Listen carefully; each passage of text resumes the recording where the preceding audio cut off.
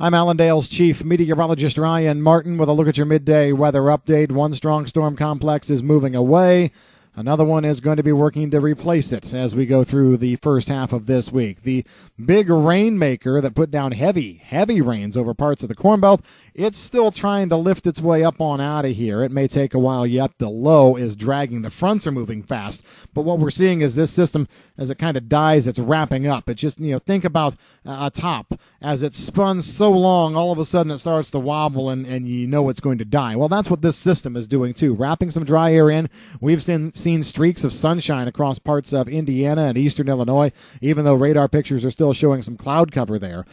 We're just seeing this system wrap up. So the low is dragging right now, running from Des Moines back down to near the Council Bluffs area, and it's going to be lifting to the northeast. I think it probably will try and clear out of the Corn Belt here as we finish out the day and go into tonight. But watch the Central Rockies very closely. Low pressure coming together there will start to drag out, moving from northeastern parts of Colorado and northwest Kansas to the northeast, heading toward, let's just say this thing's taking a little bit more of a northerly push from Goodland to Duluth now. Let's make the line. We had been saying Goodland to Green Bay. Goodland to Duluth is like how we'd like to play this now. Bringing snow in its wake. The snow areas look like they're going to be Minnesota, eastern parts of South Dakota, extreme eastern North Dakota, Nebraska, and northeast Kansas. You got to throw in far northwestern Kansas as well. Northeastern Colorado, I should say, and far northwestern Kansas. We'll have to watch that very, very closely, but this is a faster moving system.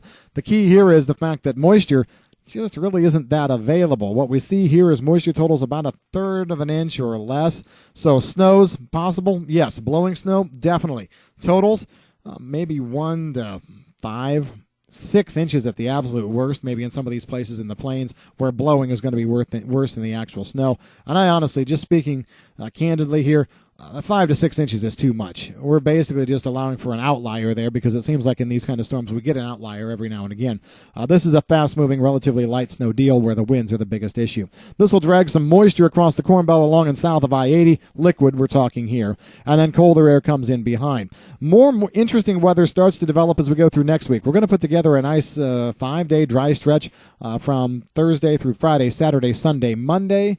Tuesday of next week, we're going to be watching as the system comes out of the plains. The weather models here are now starting to ramp this system up just a little bit, turning it into a much bigger chance for some precipitation as we go through later next week. We'll see first the system come out on the 21st, 22nd. It doesn't have much teeth to it. Scattered moisture, hit and miss here and there, but we'll follow it up with a system on toward the end of next week. So around Christmas Eve, Christmas Day, that could be a lot more interesting. So scattered light moisture across the central and southern plains Monday, Tuesday. That will likely turn into a rainmaker for the Corn Belt for the 22nd, 23rd. Like the heaviest rains in a thin band from Kansas City down to Wichita and then up toward into south central Iowa. Not much more than that. And then, like we said, much more interesting system developing in the Four Corners region around Christmas Eve.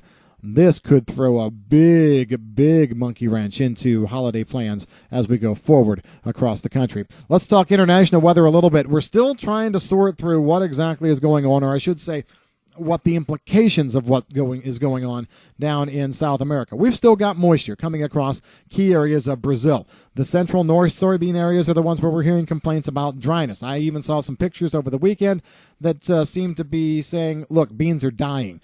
Interestingly enough, the field that they were showing that was dying was sitting right next to, and I mean immediately there's a line where the beans were bushy and beautiful just off to the other side. So I'm not sure quite how to take things, but we do see moisture as we go forward here. The next week, the next 7 days, I've got upwards of an inch of moisture with about 60% coverage across the key soybean areas there of Brazil, Mato Grosso over Minas Gerais. Next week, I'll give another 3/4 to 1 inch. So there's moisture around. And again, like we've been saying for the past couple of weeks, it is far less than what they're used to, but it's moisture nonetheless. We do have another 2 to 3 inch rainmaker coming into southern Brazil as we go into this weekend, Saturday, Sunday especially, and Argentina looks beautiful. Garden spot there. Timely rains, 3 systems over the next 10 days, each of them bringing a nice little bump of rain. If you want to make an argument for some kind of weather problem in Argentina, you'd have to look at it this way.